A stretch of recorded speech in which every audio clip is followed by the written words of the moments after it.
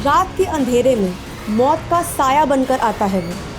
एक नहीं बल्कि 5 मासूम लोगों की निर्मम हत्या कर चुका है। दहशत इतनी बढ़ चुकी है कि 24 घंटे लोगों को मौत का डर सताता रहा है। जनता अपनी सुरक्षा का इंतजाम खुद करने को मजबूर है और इतनी डरी हुई है कि किसी निर्दोष इंसान की जान लेने से भी नहीं चूक रही।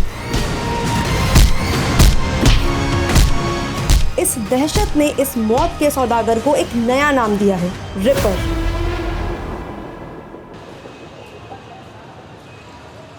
दीप्ति, हरिओम की फाइल लेकर आना।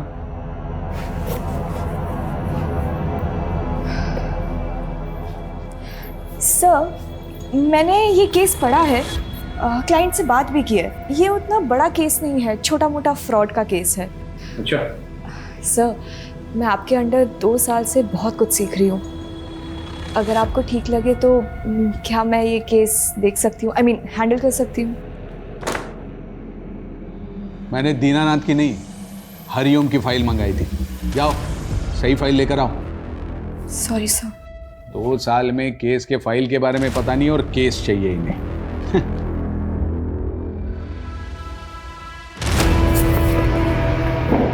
लॉ की पढ़ाई का ना कोई काम ही नहीं है, बस टाइपिंग करना आना चाहिए तुम्हें, और क्या। इसी के तो पैसे कमा रही हूँ, है ना। मैं इस इंसान को ना मैं छोड़ूंगी नहीं। देखना, इसको अगर छोड़ दिया ना, मेरा भी नाम दीप्ति नहीं है, बताती हूँ मैं इसको। अरे दीप्ति बेटा, इतना गुस्सा लैपटॉप पे? गुस्सा ना पापा मैं अपने सीनियर्स पे निकालूंगी।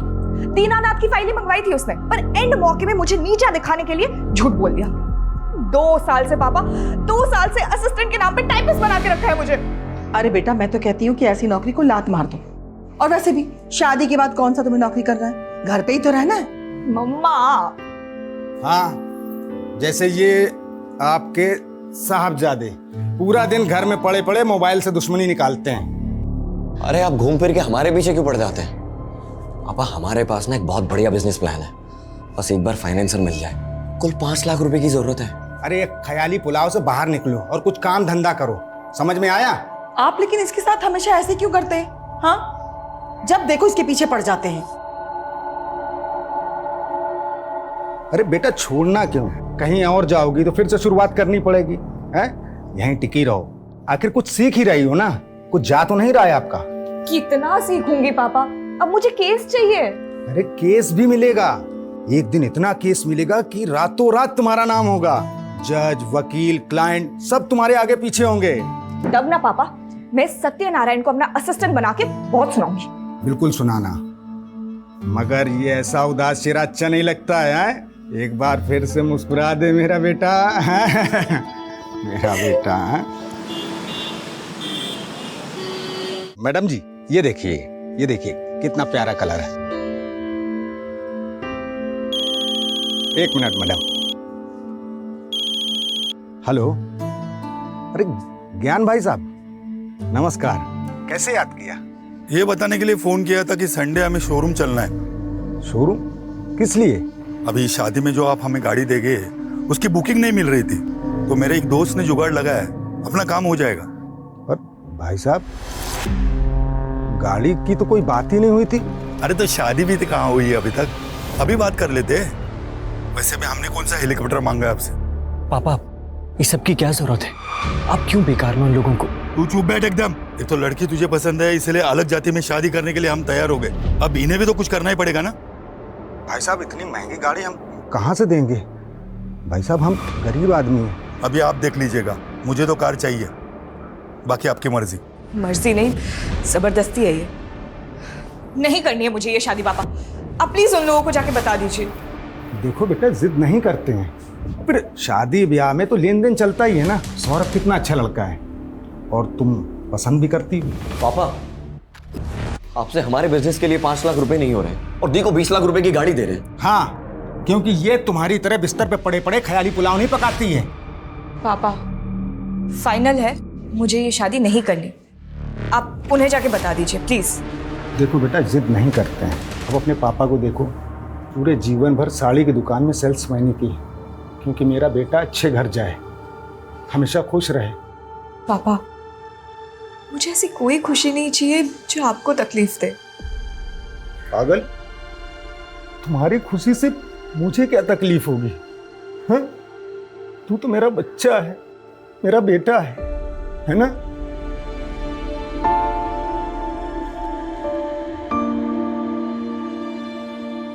डॉक्टर 6 साल हो गए हमारी शादी को और 1 साल से तो आपके चक्कर काट रहे, फिर भी बच्चा नहीं हुआ। आप ट्रीटमेंट करवाइए और भगवान पे भरोसा रखिए, सब अच्छा होगा। और लोगों का क्या है, लोग तो बातें करते ही रहते हैं। बाहर वाले क्या, अब तो रिश्तेदार भी हमें ताना मारने लग गए। सब बोलते हैं कि सबको बच्चे हो रहे हैं, बस हमारा ही बच्चा नहीं हो रहा। हम जब मर जाएंगे तो हमारी चिता को आग लगाने वाला भी कोई नहीं होगा।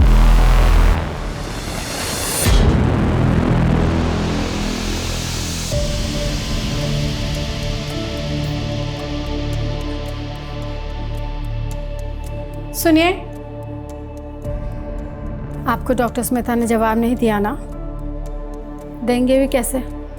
जिसका इलाज उसके हाथ में है, उसमें डॉक्टर कर भी क्या सकता है? अगर आप दोनों को भगवान में आस्था है तो मैं आपकी मदद कर सकती हूँ। पहले भी बहुत लोगों की कर चुकी हूँ। कैसी मदद? आप लोगों को बच्चा ही चाहिए ना? चारों तरफ भय का माहौल है। लखनऊ में जनता सड़क ही नहीं घर में भी असुरक्षित है। पता नहीं कब कहां से आकर वो हत्यारा उन्हें अपना शिकार बना ले।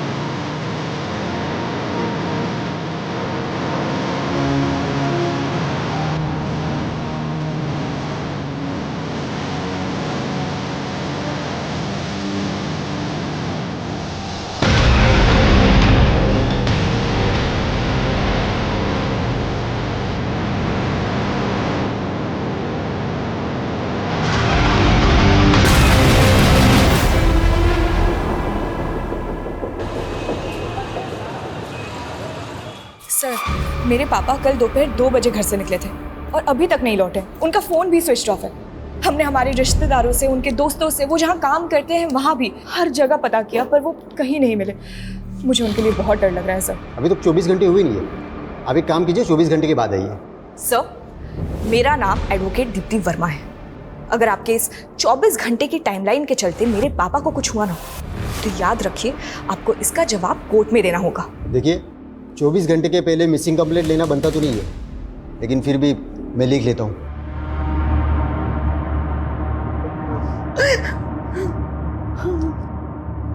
देखिए, आप घबराइए मत, अवतार भाई सब जल्दी आ जाएंगे।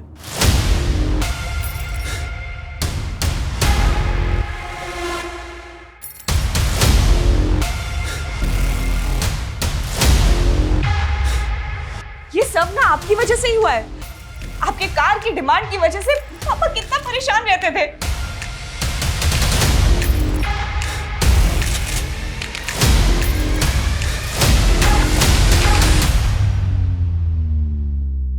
इस लड़के से शादी करना चाहता था, इसे बोलने की तमीज भी नहीं है। चल भाई साहब। अंकल आप ठीक तो है ना? आप ठीक तो है? क्या हुआ? स्टॉप। तलाशी लो, पूरे घर की तलाशी लो। तलाशी नहीं है। हाँ? और पापा को क्या हुआ है? मैडम रुक जाइए, आप शांति रखिए, आप सबको पता चल जाएगा।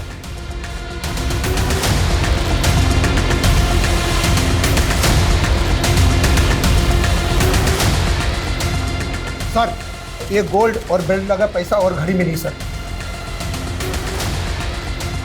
एविडेंस को सील करो और इसे वापस जीप पे डालो। सर क्या चल रहा है ये? क्या चल रहा है? पापा को कहाँ लेके जा रहे हैं आप? कुछ बताएंगे आप हमें? मेरे पापा को क्यों पकड़ा हुआ है आपने? आपने उस हत्यारे के बारे में तो सुना होगा ना, जो लखनऊ में इनोसेंट लोगों को मारकर लूटपाट कर रहा है।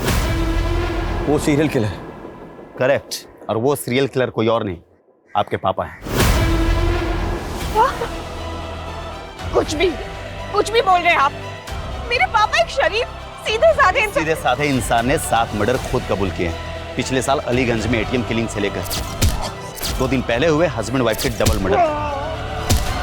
तो ये जो एविडेंस मिले हैं इसी केस के हैं जो आपके घर से बरामद हुए। मेरे पति ऐसा नहीं कर सकते। आपको कोई गलतफहमी हुई है। सर आपको कोई मेरे पापा को ऐसे नहीं लेके जा सकते।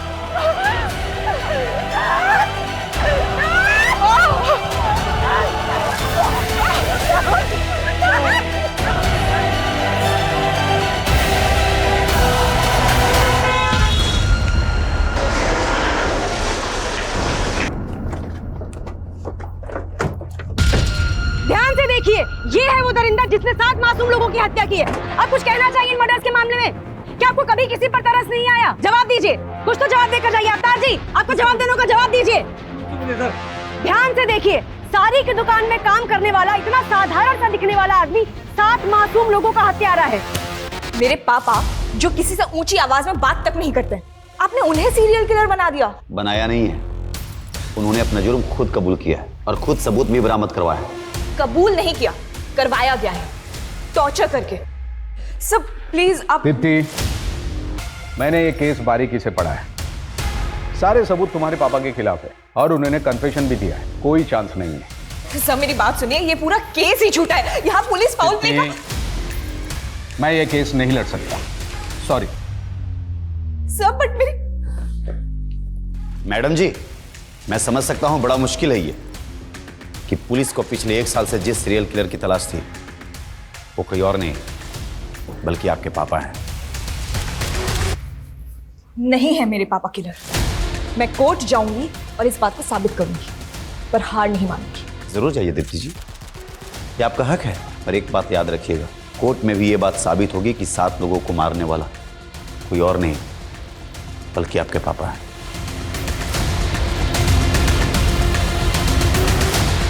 दीप्ति जी, क्या आपको कभी एहसास हुआ कि आपके पापा एक सीरियल किलर हैं जिन्होंने इतने लोगों की हत्या करी है? क्या आपको कभी उनसे डर लगा? दीप्ति जी, उन्होंने खुद अपना जुर्म कबूल किया है, कोई बड़ा वकील उनका केस नहीं लेगा। क्या करने वाली आप? क्या सोचा है कि आपने? क्या होगा आपका अगला मूव? बोलिए मैम, बोलिए। दीप्ति जी बोलिए। दीप्ति जी कुछ तो बताइए।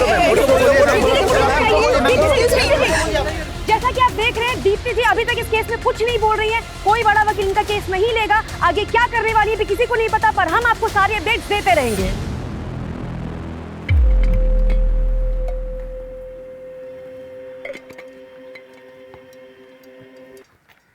योर ऑनर, पुलिस ने मेरे पिता अवतार वर्मा को 8 अगस्त 2022 को किडनैप किया, टॉर्चर किया और जबरदस्ती उनसे वो जुर्म कबूल करवाए जो उन्होंने किए ही नहीं थे।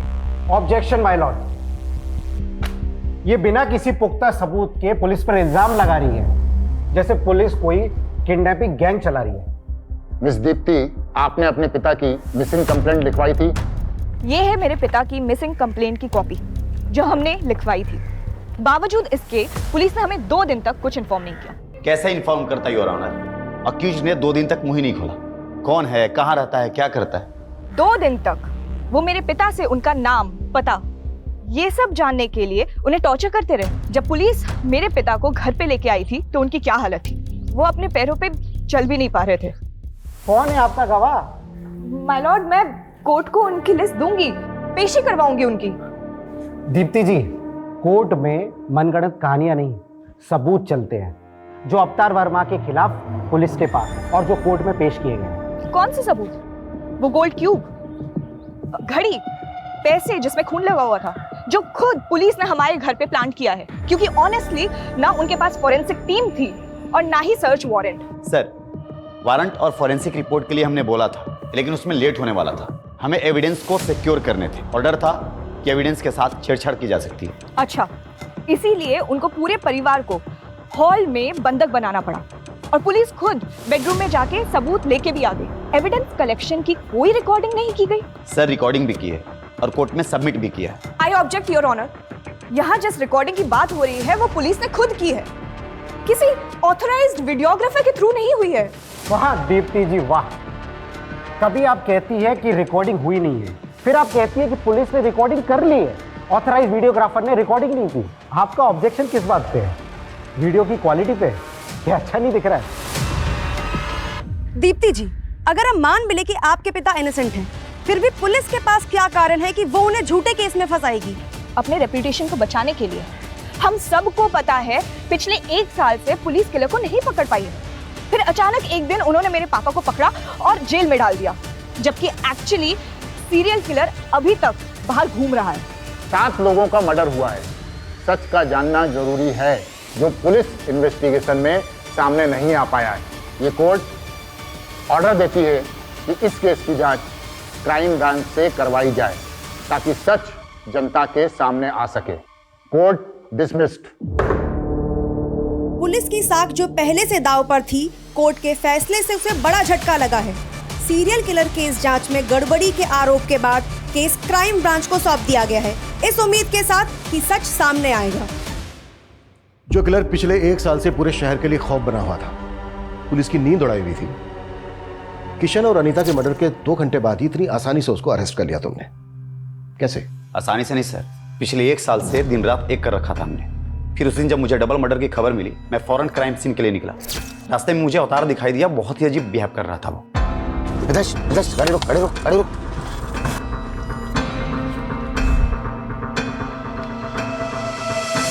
उसके कपड़ों पर खून लगा हुआ था। हम उसे पूछताछ के लिए पुलिस स्टेशन ले गए, जहां उसने कबूल किया कि मर्डर्स उसने ही किए और उसने मुझे यह भी बताया कि मर्डर वेपन कहां छुपाए हुए हैं। उसके बाद उसने इसके पहले 5 मर्डर भी एक के बाद एक कबूल किए। पहला देशराज, दूसरा फौजिया और उसकी बहू शिबा, चौथा किरण और 5वां ओम का। फिर उसके बाद हमने उसके घर की तलाशी ली, जहां और भी सबूत मिले। सर, हमने जब इन केसेस के सबूत और गवाहों को क्रॉस वेरीफाई किया तो सब मैच कर रहे थे। किशन और अनीता के घर से जो लूट हुई थी, वो सारा सामान मिला? उसने सिर्फ ये बताया कि उसने गहने चुराए थे, तो वो भी भागते वक्त कहीं रास्ते में गिर गए। पर उनके घर से तो अच्छी खासी लूट हुई थी और उसने सिर्फ गहने कबूल किए और तुमने बड़ी आसानी से उस पर यकीन कर लिया। उसने बाकी की चोरी कबूल नहीं की, लेकिन 7 मर्डर्स कबूल कर लिए। सर, उसने जो मुझे बताया मैं आपको वही बता रहा हूँ। मतलब ना तुम्हारे पास कोई पुख्ता सबूत है, ना गवाह, ना मर्डर्स का और ना ही अवतार की गिरफ्तारी का। सर, आप मुझ पे शक कर रहे हैं? शक नहीं कर रहा हूं, फैक्ट बता रहा हूं। फैक्ट। जैसे 2 दिन तक अवतार तुम्हारी कस्टडी में था, लेकिन तुमने उसकी फैमिली तक को नहीं बताया। सर, हमने कोर्ट को बताया था कि उसने अपनी पहचान को छुपाने के लिए 2 दिन तक मुंह नहीं खोला। तो फिर तुमने टॉर्चर करके उसका मुंह खुलवाया। आप भी पुलिस डिपार्टमेंट से हैं, जानते होंगे 7 मर्डर करने वाला क्रिमिनल प्यार से तो मुंह खोलेगा नहीं। तो कुल मिलाकर तुम ये एक्सेप्ट कर रहे हो कि उसने कबूल किया नहीं, तुमने उससे कबूल करवाया। सर, इस केस के फाइल आपके पास है, आप देख सकते हैं। अरविंद, आखिरी बार पूछ रहा हूं, इन्वेस्टिगेशन में कोई गड़बड़ी हुई है, कोई फॉल्ट प्ले? नो सर, अवतार ही वो सीरियल किलर है जिसे हम पिछले 1 साल से तलाश कर रहे थे, जो बहुत मुश्किल से पकड़ा गया है।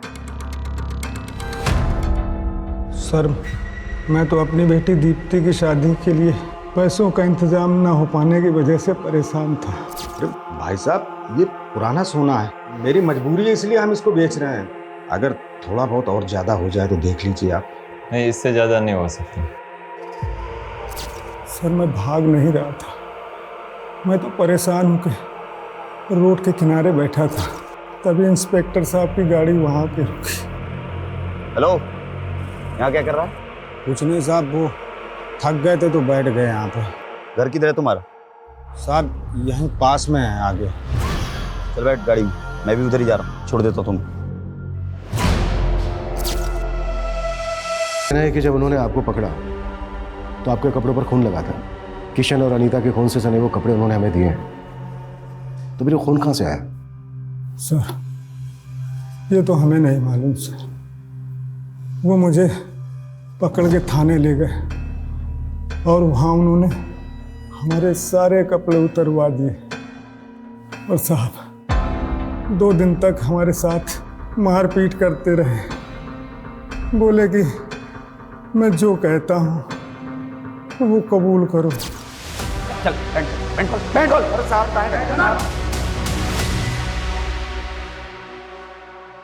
साहब हमने कुछ नहीं किया साहब, हमने कुछ नहीं किया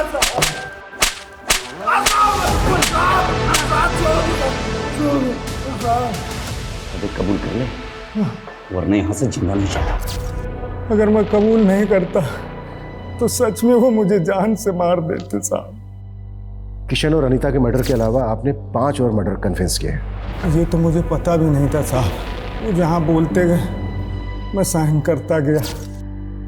मुझे नहीं पता था कि वो मुझे सीरियल किलर बना देंगे साहब। और फिर वहाँ से वो मुझे मेरे घर ले गए, अंदर से वो घड़ी, सोना और रुपए निकाल के लाए और साहब मुझे झूठे केस में फंसा दिया। लेकिन वो ऐसे क्यों फंसाएंगे? उनकी कोई दुश्मनी है आपके साथ? साहब मेरी किसी से दुश्मनी क्यों होगी? मैं तो एक साड़ी की दुकान में मामूली सा सेल्समैन हूँ। मैंने जीवन में कभी चूहे नहीं मारे और मैं 7 खून क्यों करूँगा साहब? मैं क्यों करूँगा 7 खून? मेरी वजह से मेरी बेटी की शादी टूट गई साहब। इससे ज्यादा बुरा क्या होगा साहब? इससे ज्यादा मेरे लिए और क्या बुरा होगा? घबराइए मत, अगर आप सचमुच निर्दोष हैं तो कुछ नहीं होगा आपके साथ। हम बारीकी से जांच करेंगे। एक तरफ तुम कह रही हो कि तुमने ठीक से कुछ देखा नहीं, अंधेरा था, ऐसा था, वैसा था। इसके बावजूद तुमने पुलिस को बयान दे दिया कि तुमने अवतार को किरण का मर्डर करके उसके घर से भागते हुए देखा। क्यों? सर मैंने उसे मर्डर करते हुए नहीं देखा था, मैंने बस किसी को भागते हुए देखा था।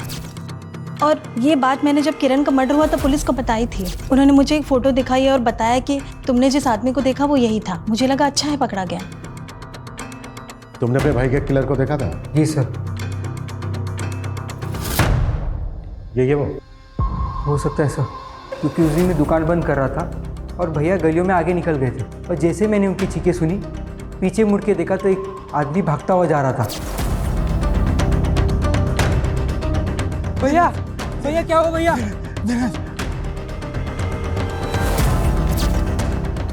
ये घड़ी तुम्हारे भाई की है? हाँ सर। पक्का है? इसमें भी डाउट है? ऐसी ही दिखती थी शायद सर। शायद। ये गोल्ड क्यूब तुमने बनाई है? हाँ नहीं, मतलब मैं ज्वेलर हूँ तो ये तो काम है सर मेरा। गोल्ड क्यूब बनाने का? हाँ, गोल्ड का मतलब गहने। विकास ऐसे नहीं बोले गए, इसकी भी क्यूब बनानी पड़ेगी। अरे नहीं सर, मैं बताता हूँ। ये मैंने ही बनाई थी सर। किसके कहने पर? वो याद नहीं है सर। अच्छे से याद करके बता। इसके कहने पर? नहीं। इसके कहने पर नहीं तो किसके कहने पर बनाई? और फिर झूठा बयान कर दिया पुलिस को कि इसके कहने पर बनाई है? अरे सर ये क्यूब पुलिस ने ही बनवाई थी सर, और झूठा बयान भी पुलिस ने ही दिलवाया था। चल। क्या हो गया सर? चल बता। अरे सर मैंने कुछ नहीं किया सर। अरे समझो सर बात को सर। मेरे करियर में यह पहली बार था कि हम अपने ही डिपार्टमेंट के अपने ही साथी की इन्वेस्टिगेशन का सच पता कर रहे थे, लेकिन लगातार पड़ला अवतार की तरफ झुकता जा रहा था। बावजूद इसके जांच में अभी तक सब कुछ 50-50 था।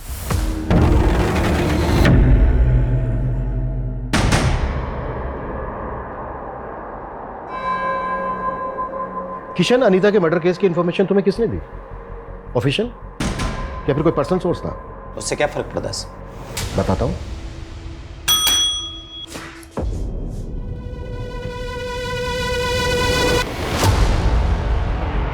पहचानते हो इसे? Mithilesh Kumar, police driver. इसने पुलिस को इन्फॉर्म करने के बजाय अपने पर्सनल नंबर से तुम्हारे पर्सनल नंबर पर कॉल करके मर्डर की इंफॉर्मेशन दी। मिथिलेश कुमार उर्फ तुम्हारा ड्राइवर, मिथिलेश कुमार उर्फ विक्टिम अनीता का मुंह बोला भाई।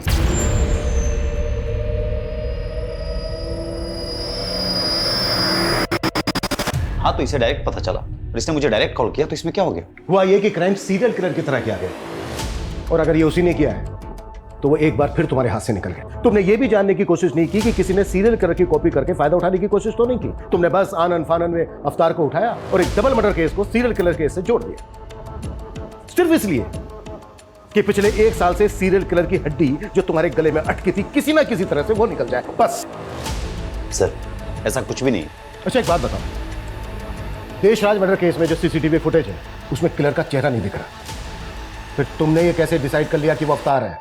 सर, मैंने डिसाइड नहीं किया, अवतार ने खुद कबूल किया था। ठीक वैसे ही ना जैसे कि उसने बाकी के मर्डर्स कबूल किए। ये अवतार की मेडिकल रिपोर्ट 1 महीने से ज्यादा हो गया है, उसकी अंदरूनी चोट भरी नहीं है, अभी तक बरकरार है। ऑप्शन क्या था उसके पास?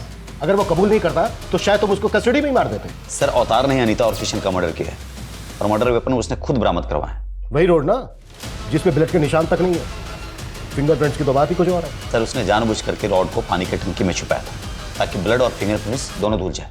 वाह, किलर तो बहुत स्मार्ट है और सेम टाइम पर बेवकूफ भी, क्योंकि उसने चोरी के गहने बेचने के बजाय उनकी गोल्ड क्यूब बनवाकर अपने घर में रख लिया।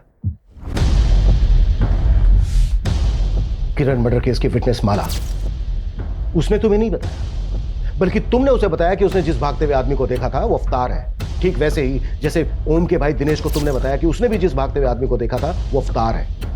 इन दोनों ने तो अवतार को पहचाना भी नहीं। मर्डर के वक्त जो उन्होंने स्टेटमेंट दी थी उसमें भागते हुए आदमी को अवतार के साथ रिप्लेस करके उसे बयान की शक्ल देकर उनके स्टेटमेंट पर साइन ले लिए। दिनेश ने अपने भाई की घड़ी तक को नहीं पहचाना है।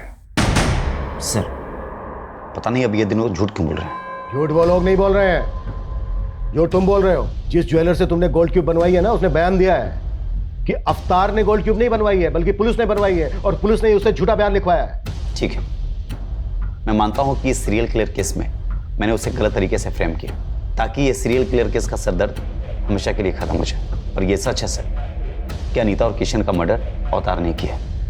बस कर अरविंद, बस कर, कुछ तो शर्म कर यार।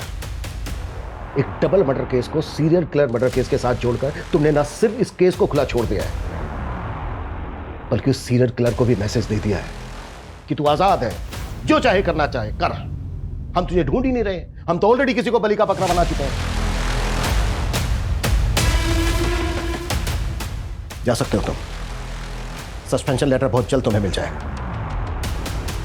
सर, मैं सच बोल रहा हूं, अवतार ने अनीता और किशन का मर्डर किया। Please go. Okay sir. Sir, अगर अवतार ने किशन और अनीता का मर्डर नहीं किया तो फिर किसने मारा होगा उन लोगों को? रिपर ने? शायद सीरियल किलर नहीं किया हो, या ये भी हो सकता है कि किसी ने बहती गंगा में हाथ धो लिया हो। मे बी वो अवतार भी हो सकता है। विकास, ये पहले के 5 मर्डर काफी पहले हुए हैं और ये दोनों मर्डर्स अभी अभी हुए हैं। हो सकता है क्राइम सीन से हमें कुछ मिल जाए। हमें इस केस पर आज से ही बल्कि अभी से लगना होगा। केस से रिलेटेड जो भी मटेरियल है उसकी अच्छे से जांच करनी होगी, और जरा पता करो कि अवतार का अनीता और किशन के साथ कोई कनेक्शन है क्या। Okay sir.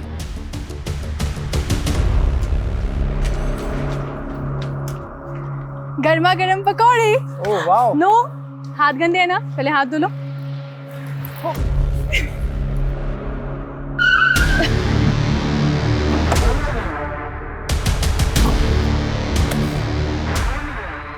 ये तो किशन और अनीता का घर है, तुम लोग क्या कर रहे हो यहाँ पे? उनका घर था, अब ये हमारा घर है, और हमसे ही पूछ रहे हैं हमारे घर में कि हम कौन है। आप लोग कौन है? Police, crime branch. सर, मैं शुभम मिश्रा हूँ और ये मेरी बीवी माधुरी, और मैं किशन का छोटा सगा भाई हूँ। भाई हो तो तुम्हारा अपना भी तो घर होगा, यहाँ क्या कर रहे हो? सर हम रेंट पर रहते थे, तो भैया भाभी के मर्डर के बाद ये घर खाली हो गया। और वैसे भी कुछ टाइम पहले तक हम यहीं रहते थे। तो भाई यहाँ से खाली करके गए क्यों? खाली किया नहीं था, करवाया था। जब तक वो लोग दुबई में थे तब तक हमसे रखवाली करवाई इस घर की, और जैसे ही वापस आ गए लात मार के निकाल दिया हमें। और वैसे भी सर, अब तो ये घर खंडहर ही होता ना, उससे बेहतर है ना कि हम लोग यहाँ रह रहे हैं, कम से कम घर की देखभाल हो जा रही है। दुबई से आए क्या वापस? सर वो आना ही था ना, अब दीदी के खर्चे इतने ज़्यादा थे, कमाई इतनी कम थी, तो आना तो पड़ेगा ना। तुम काम क्या करते हो? मैं काम ढूंढ रहा हूँ सर। घर देख रहा हूँ, दिखाओ। चलिए चल।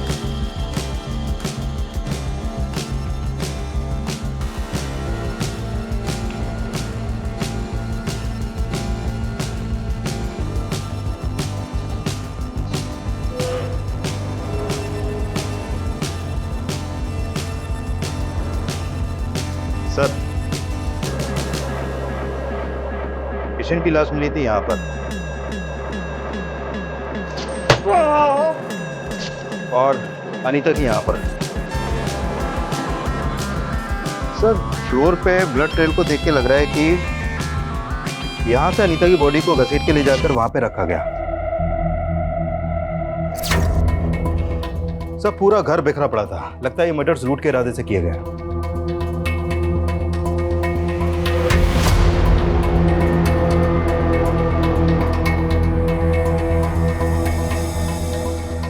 बॉडीज को तुम लोगों ने पहले देखा था? जी। क्या टाइम हुआ था तब? यही कुछ 11:30 के आसपास का। रात के 11:30 बजे तुम लोग यहाँ क्या करने आए थे? जी हम यहाँ नहीं आए थे, हम लोग खाना खाकर टहलने के लिए निकले थे। तो देखा कि दरवाज़ा खुला हुआ है, तो मैंने सोचा अंदर चल कर देखता हूँ। और जब मैं अंदर आया तो किशन और अनीता की किसी के साथ कोई दुश्मनी थी? उनकी किसी से क्या दुश्मनी होगी?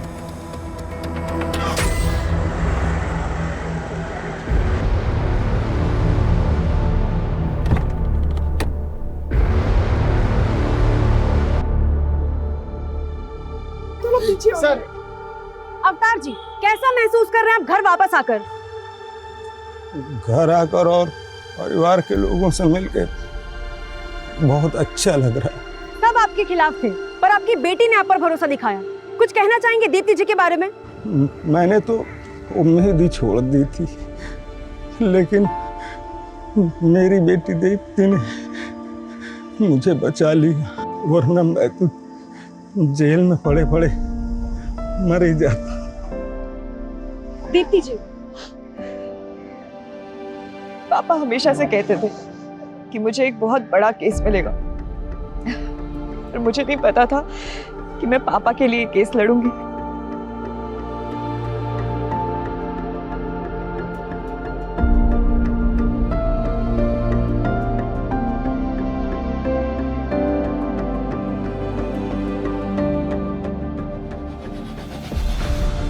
चुप हो जा बेटा, सारी जिंदगी तेरे पापा ने तेरे लिए संघर्ष किया, लेकिन आज तूने उनका कर्ज चुका दिया बेटा। नहीं माँ, मैं मर भी जाऊं ना तो पापा का कर्ज कभी नहीं चुका सकते।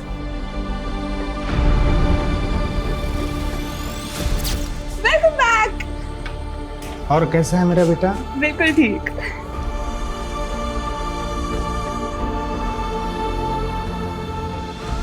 आज आने में आपने कुछ ज्यादा देर नहीं कर दिया? हाँ, कुछ आज एक्स्ट्रा काम था इसलिए थोड़ा लेट हो गया। वैसे पापा, सैटरडे संडे को आपको ऐसा क्या काम होता है? बेटा वही काम बेटा जिससे कुछ एक्स्ट्रा पैसे आ सके, ताकि हम आपको एक बड़ा वकील बना सकें। सर, ये किशन का भाई शुभम और उसकी पत्नी कुछ टेढ़ी खीर नहीं लग रहा है? टेढ़ी खीर तो है। इन दोनों पति पत्नी के बारे में पता करो। Okay sir. एक बात मुझे बहुत परेशान कर रही है। क्या सर? अगर अवतार सीरियल किलर नहीं है तो इसका मतलब यह है कि सीरियल किलर अभी भी आजाद घूम रहा है और वो किसी और को भी अपना अगला शिकार बना सकता है।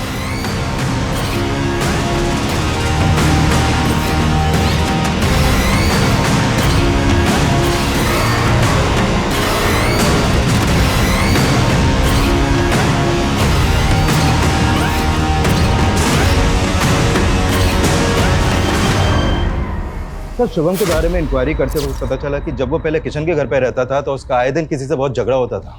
लेकिन किशन और अनीता तो दुबई में रहते थे, तो फिर झगड़ा किसके साथ होता था? उसी से, जो शुरू से इस केस में कुछ ज्यादा इंटरेस्ट ले रहा है। मिथिलेश, सर मेरा कोई पर्सनल इंटरेस्ट नहीं था। वो तो पिछली बार दीदी जब राखी पर इंडिया आई थी तो उन्होंने बोला था मुझे। अरे राणा बेटा इधर आओ, देखो मैं तुम्हारे लिए क्या लेकर आया। थैंक यू ताऊ जी। एक मिनट, ये गिफ्ट तुम्हारी है? हाँ। नहीं तो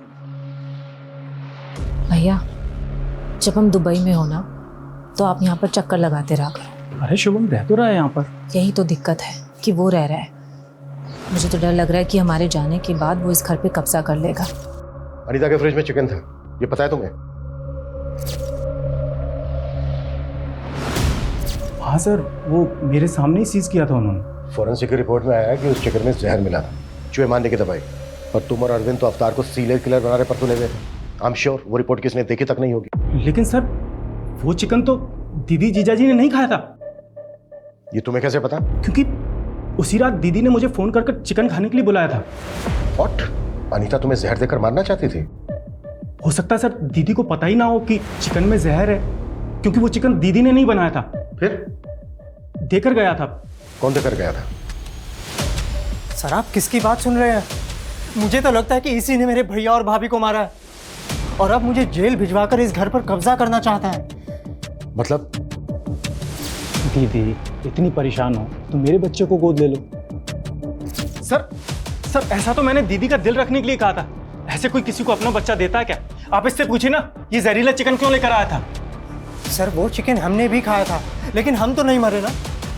वो तो मुझे माधुरी ने बोला था कि जाकर भैया भाभी को दे दो। मेरी मत मारी गई थी जो मैं उन्हें देने के लिए चला गया।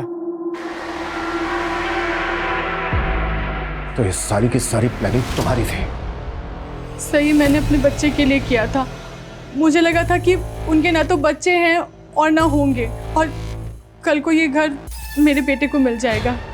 लेकिन फिर वो अपने बच्चे के लिए इलाज करवाना शुरू कर दिया वो लोग ने।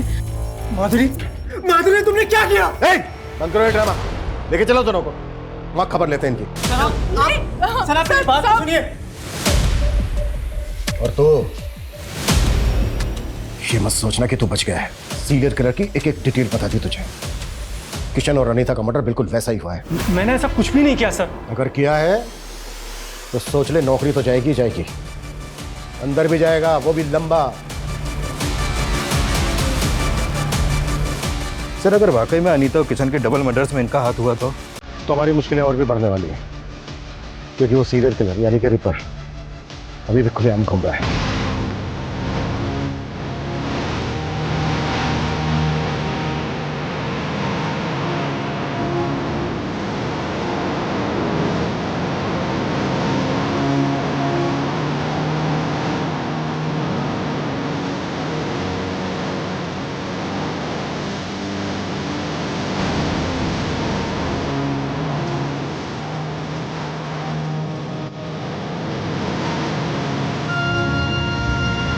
तो शुभम और माधुरी के पास मर्डर का मोटिव है और उस रात की इनकी एक्टिविटी से भी लग रहा है कि ये लोग मर्डर कर सकते हैं, लेकिन अभी तक इस बात पर अड़े हुए हैं कि इनका इस मर्डर में कोई हाथ नहीं है। शुभम और माधुरी तो सस्पेक्ट हैं, लेकिन हमें मिथिलेश को भी ध्यान में रखना होगा। एक बात मेरी समझ में नहीं आ रही है कि उन्होंने एक रैंडम आदमी अवतार को ही क्यों अरेस्ट किया?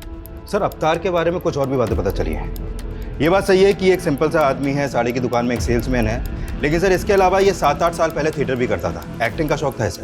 सैटरडे संडे इसके शो भी होते थे, लेकिन सर ये एक्टिंग में कुछ खास अच्छा नहीं था, इसलिए एक्स्ट्रा अर्निंग के लिए मेकअप आर्टिस्ट बन गया। इसके थिएटर के दोस्तों का कहना है कि मेकअप बहुत अच्छा करता था, कोई भी गेटअप ले सकता था, अलग अलग भेज बदलने में माहिर था ये।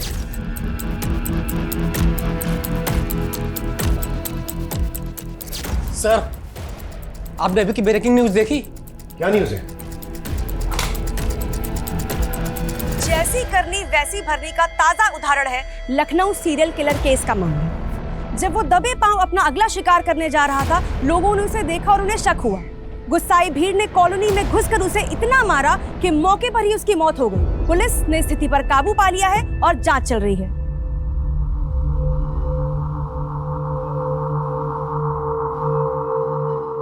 सर ये तो बच्चा है, माइनर है। इसकी हालत देख के लगता नहीं है कि ये किसी बच्चे को भी कंट्रोल कर सकता है। सर मुझे लगता है कि भीड़ ने गुस्से में आके फिर एक बच्चे की जान ले ली। सिचुएशन को कंट्रोल करना पड़ेगा। इस रिपर ने पूरे शहर को पैनिक कर दिया है। लोग इतने डरे हुए हैं कि किसी की भी जान लेने पर उतार हुए हैं। Excuse me sir. Hello sir, Anita और किशन के कॉल रिकॉर्ड आ गए हैं। उनके कॉल रिकॉर्ड में किसी बाबा का नंबर तो नहीं मिला है, लेकिन एक नंबर है जिस पर मर्डर वाले दिन किशन ने कई बार कॉल किए हैं और लास्ट कॉल रात 11 बजे के आसपास हुई है। कौन है वो? राधा। सर ये उसी क्लिनिक में नर्स है जहाँ पर किशन अनीता का इलाज करवा रहा था। सर इस राधा के टच में एक बाबा भी है और इनके कॉल रिकॉर्ड के अकॉर्डिंग मर्डर वाली रात इन दोनों की लोकेशन किशन के घर के आसपास की थी। दोनों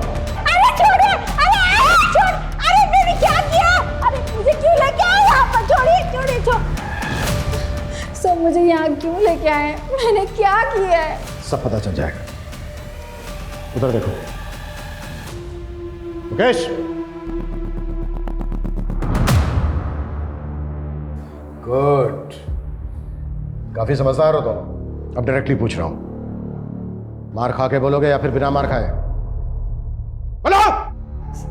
सर अनीता और किशन मुझे क्लिनिक में मिले थे। अगर आप दोनों को भगवान में आस्था है तो मैं आपकी मदद कर सकती हूँ। कैसी मदद? सर क्लिनिक ऐसी जगह थी जहाँ पर लोग बच्चे के लिए कितना भी पैसा लुटाने के लिए तैयार होते थे। मैं उन्हें बाबा की पट्टी पढ़ाती थी और फिर हम मिलकर उनको पूजा पाठ के नाम पर पैसे निकलवाने की कोशिश करते थे। पापा बच्चे को देखने और माँ सुनने के लिए मेरे कान तरस गए हैं। हमारे पास सब कुछ है, लेकिन वो किस काम का जब औलाद ही नहीं है। औलाद हो जाएगी, पर उसके लिए पूजा करनी होगी, वो भी पूरी श्रद्धा के साथ। मैं करूंगी बाबा। ऐसी पूजा से हम 50,000 तक निकला लेते थे। जब वो दोनों पैसे देने के लिए तैयार थे तो फिर उन दोनों को मारा क्यों? हमने उन्हें नहीं मारा सर। ड्रामा मत करो, क्योंकि ये पता चल चुका है हमें तुम दोनों गए थे वहां पर। हम वहां पर सिर्फ पूजा करने के लिए गए थे सर। हमारे पहुंचने से पहले वहां पर कांड हो चुका था। हमें यहाँ से फौरन जाना चाहिए वरना बुरा फंस जाए। पागल हो यो, जो होना था वो तो हो चुका है। हम खाली हाथ क्यों जाएं?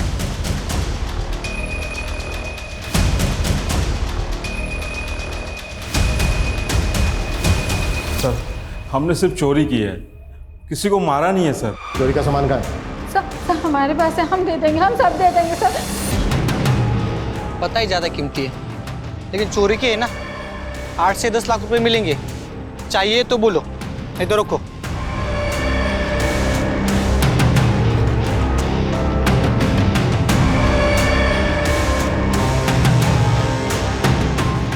सर खबरी ने टिप दिया, अनीता की सोने की चूड़ियां चोर बाजार में बेची गई हैं। बेचने और खरीदने वाले की कोई इन्फॉर्मेशन? खरीदने वाले की है, बेचने वाले की वो बताए। सर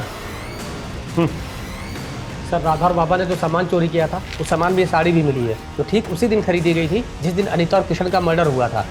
इसमें सर स्लिप है, उसमें डेट भी पड़ी हुई है।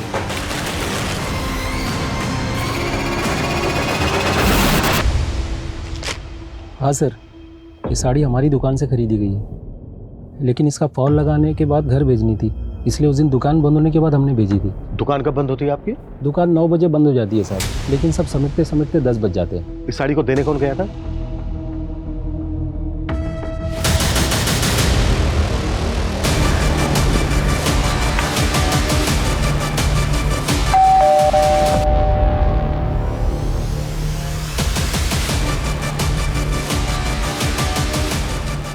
दीप्ति, तुम्हें अपने फादर को न्याय दिलवाना था ना? मिल जाएगा। मतलब? मतलब ये खुद बताएंगे।